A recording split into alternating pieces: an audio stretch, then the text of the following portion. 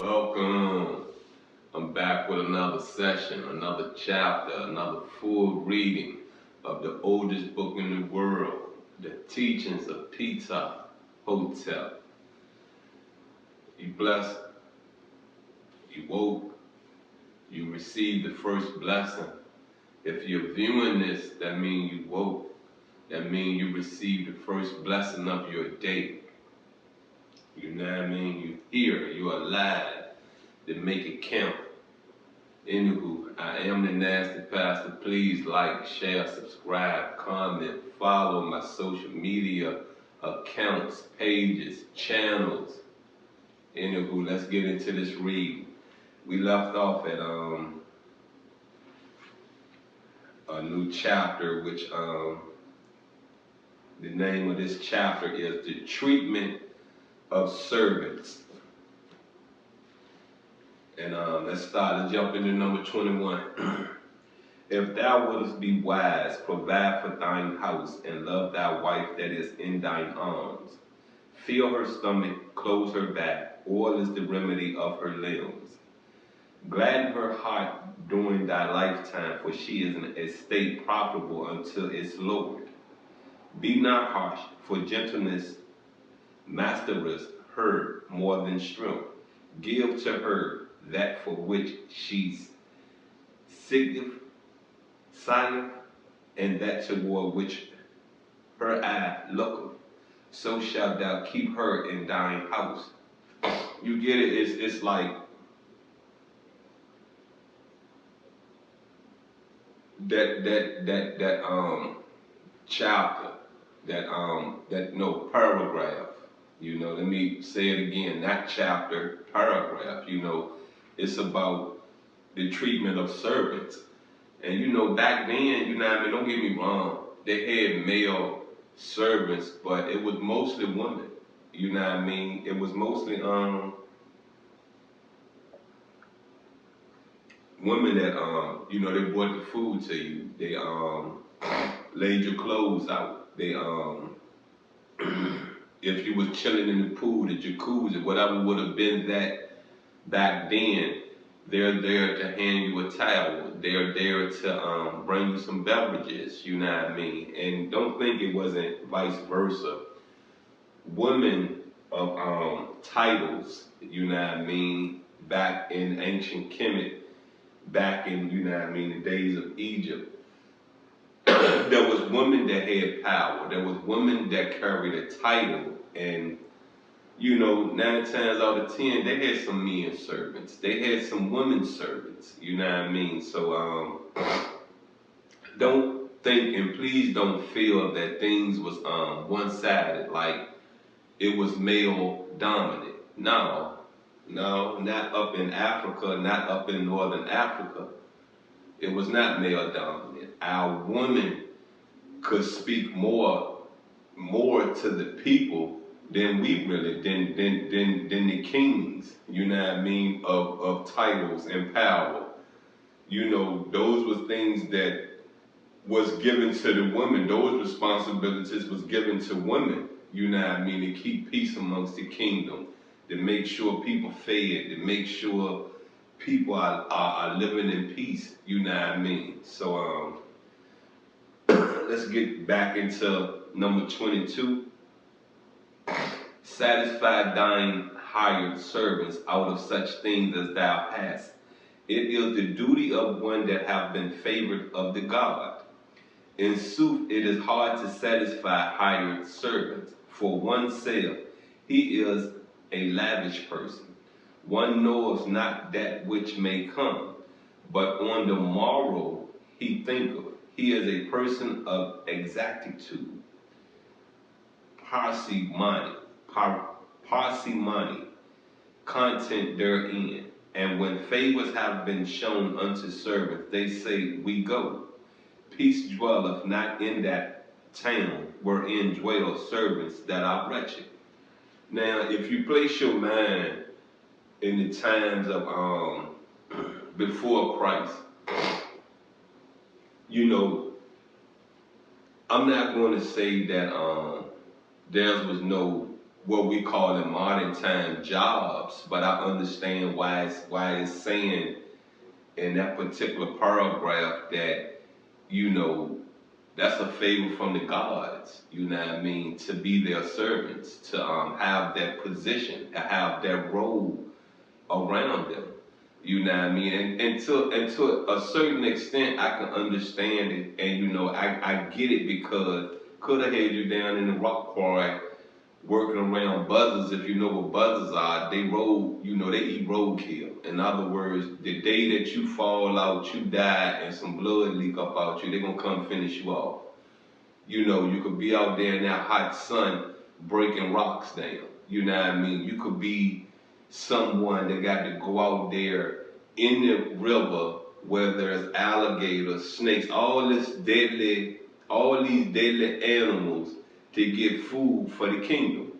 You got what I'm saying? You could be a scout where you have to go out and position yourself so many yards, so many miles away from the kingdom to know if there's an attack coming into our land. You know what I mean? You know, you like a watchtower. You know what I mean? You like some binoculars. You can see that there are foreigners entering our land at a certain mark. So you know, it's like this. You know what I mean? You have to most times be thankful what you receive. You know what I mean? It could be worse. It could be deadlier. It could be, you know, a title, a position, a job that can get you killed. You know what I mean? So to be a servant in the house of the gods and kings and queens, you know what I mean, of that time, yeah, you know what I mean? That's favor. How much work are you really going to go through? You may go through some how to put it, ignorance, you know what I mean, because you have an ignorant king, an ignorant pharaoh that sits on the throne at that particular time in that dynasty. You know, one thing I wanted to get across to a lot of these, you know, if you're viewing, those that view this, you know what I mean, the complete dynasty of Kemet before it turned into Egypt. Understand this. Every pharaoh did not pray to Amen. You got me? Some of these pharaohs prayed to Amen-Ra. So what I'm basically really saying is that don't think this became three-sided in modern times. This was already three-sided, or at least two-sided in before Christ times. You know what I mean? And the reason I said two-sided and I said three-sided because maybe back before Christ it was just demonic and righteous. You know what I mean? In modern times it got to the point it got to be demonic, confused, and righteous. You know what I mean? A lot of this is confusion. You know what I mean? A lot of it, if you're not familiar with the culture, if you're not researching the culture, it will, you know what I mean, kind of like mesmerize you, kind of like put you at a defense, will kind of like, you know, rearrange your thoughts, you know, because it's easy to place demonic on this. You know what I mean? When you look at the things that has been passed down to other cultures, we talking about spells, we talking about doing voodoo, we're talking about praying to snakes, we're talking about praying to everything that will have attack a human, but we pray to it. And if you understand the culture, if you know the culture, we had to be friendly with animals. We needed these animals to help us forge a dynasty, forge a civilization. So we had to figure out how to put a spell on this animal to get this animal to work for us. You know, there's some good in some of these spells. There's some good in some of this voodoo. I'm not saying it's all bad. I'm not saying it's all good. Know how far to go into what you're researching.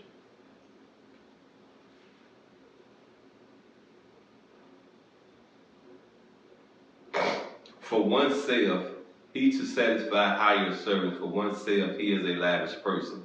One knoweth not that which may come for him, but on the morrow he thinketh he is a person of exactitude, content therein. And when favors have been shown unto servants, they say, we go, peace dwelleth not in that town wherein dwell servants that are wretched.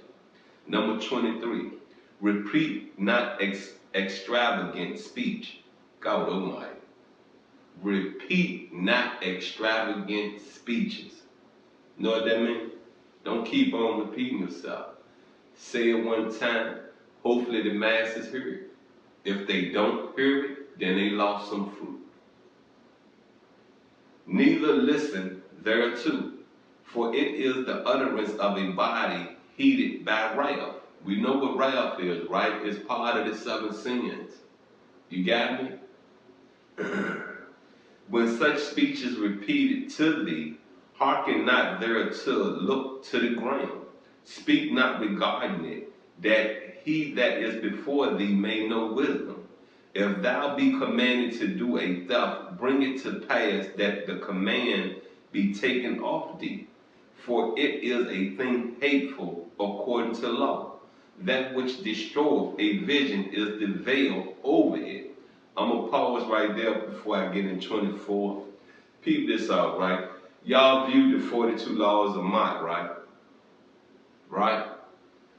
You see that some of these laws, they try to make it like it's okay to go out and steal and take from people. Even in the days of Kemet, that was not allowed.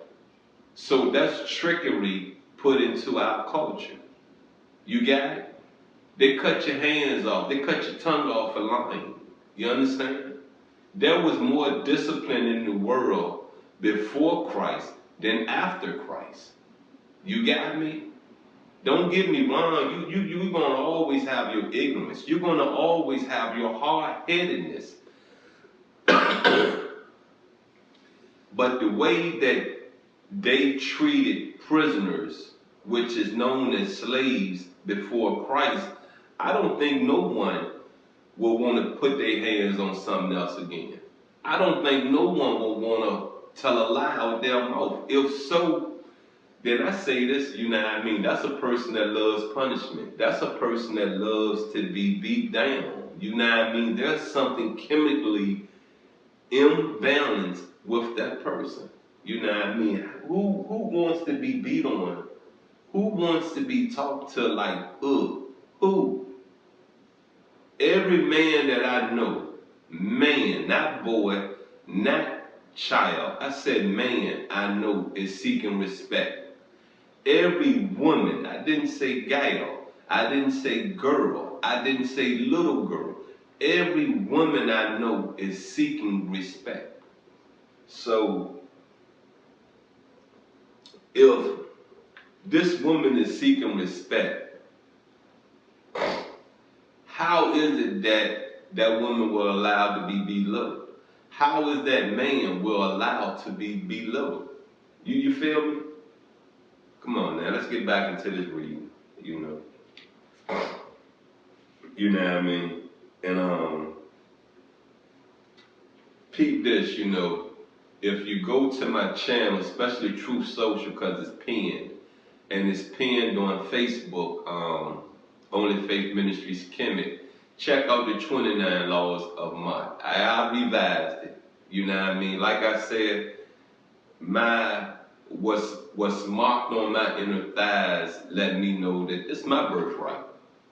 So I thank the leaders, the voices that have carried this on for so long. I thank you. I bow to you. You got what I'm saying? But what I'm going to do is bring justice to this. If you have a problem with it, you can comment, you can DM, and if you really search hard enough, you can find my address and you can find my phone number. We can do this face to face. I've been tired. I just been sitting back trying to wait to see where this gonna go. Who is the voice that has led this wrong? Keep your hands off people's stuff. If you understand me, if you view me, if you stay viewing me, if you see some trust in this, if you hear some trust in this, and you stand doing some of the things I say, keep your hands off people's property. Got me? Don't take a penny.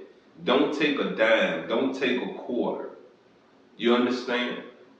If you believe in this, then you believe in the all-seeing eye. That means whom you're praying to is watching.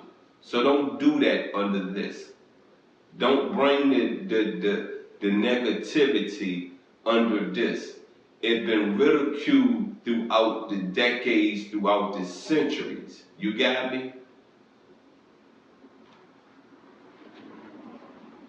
24, if thou wouldst be a wise man, and one sitting in counsel with his overlord, apply thine heart unto perfection. Silence is more profitable unto thee than abundance of speech. Consider how thou may be opposed by an expert that speaketh in counsel. It is a foolish thing to speak on every kind of work, for he that disputeth thy words shall put them unto proof. You got it. You don't have to be in everything. You don't have to voice your opinion in everything. You know what I mean? There are some things that you should sit back and you should say, okay, I'm going to let that fly. There are some things that I view, I speak. There are some things I view, I bring comedy into it. There are some things I view, I dare not open my mouth up. Not because it's something that's being viewed that details me. No, that's not it. It's not to be said. It's not to be ridiculed. It's not to be congratulated. It's the process. It's to how to put it. View it, understand it, move on from it. Whether you agree with it or not, move on from it. Because there are some things that there's not enough information for you to speak on it. Number 25. If thou be powerful, make thyself to the honor for knowledge and for gentleness. Honor of knowledge and for gentleness. Speak with authority that is not as if following injunctions, for he that is humble, when he highly placed, falleth into errors. Exalt not thine heart that it be not brought low, but not silent, but a way of interruption and of answering words with heat. Put it far from thee. Control thyself. The wrathful heart speaketh fiery words. It darteth out at the man of peace that approacheth, stopping his path. One that reckoneth accounts all the day passeth, not an happy morning. One that gladdeth his heart all the day provides not for his house. The bowman highteth the mark, as the steersman reaches land. By diversity of aim, he that obeyeth his heart shall command. That's the end of this chapter. And basically, I believe that goes into 25 goes into the next chapter, which is duties of the great. But we don't slid it under this chapter, which is called the treatment of servants. And, never abuse your power. Never abuse the beauty, the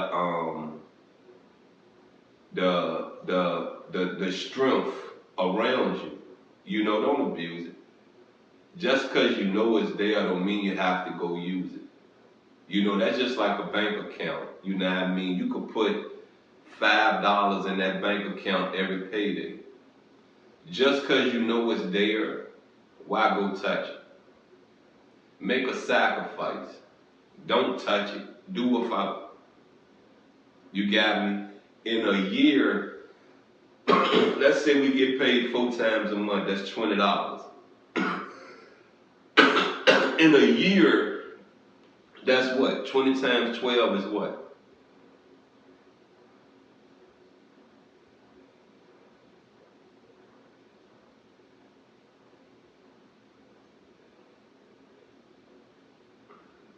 That's $240. So if you do this $240 times, let's just say you do this for 5 years, that's $1,200. To you, you may say, damn, that ain't really no money. Yeah, that's a trip somewhere that you didn't have to come out your pocket and pay for. That's a new iPhone for some of y'all that purchased them straight up. Honestly, that's a car. You got what I'm saying? You got a child that's 10 years old knowing that when they get to be 16 and they get their driver's education done, they can get them a car. That's a car. You got what I'm saying? So one thing I say, and I'm going to keep drilling this in people's heads, if you have kids, young kids, it's time to prepare their life. You know, I used to receive the little Gerber things all the time, right? And I sat there one day and I thought to myself, I said, you know, it would be wise to invest in this. You know what I mean? And then I just didn't follow through. You know what I mean? I really didn't. And to how to put this, to look at some things, I'm kind of glad that I didn't, because that money wouldn't have been put to no good use. You feel what I'm saying? You understand what I'm saying? So once again, I just say this to you, you know what I mean? I'm not the best father. I'm not the best speaker. But what I do bring to this table, to this culture, is truth. I stand in my truth. You got me? So basically, you know what I mean? Take your kids and teach them something. Take your kids and prepare them. You got me? And to recorrect myself and bring it back, I did put money away for my youngest to have a car when he reached 16. I put it in his mom's hand. So from my understanding, she did get him a car. So we did get him a car. You got me? You feel me? Now, if he didn't see the beauty in having that car and going to get him a job, that means that money was not put to good use, right? Okay, that's basically what I'm saying about the Gerber investment. You got me? You understand me now? Peep this, I am the Nasty Pastor. Please like, share, subscribe, comment, follow. If I don't love you, don't nobody else love you. And I'm out.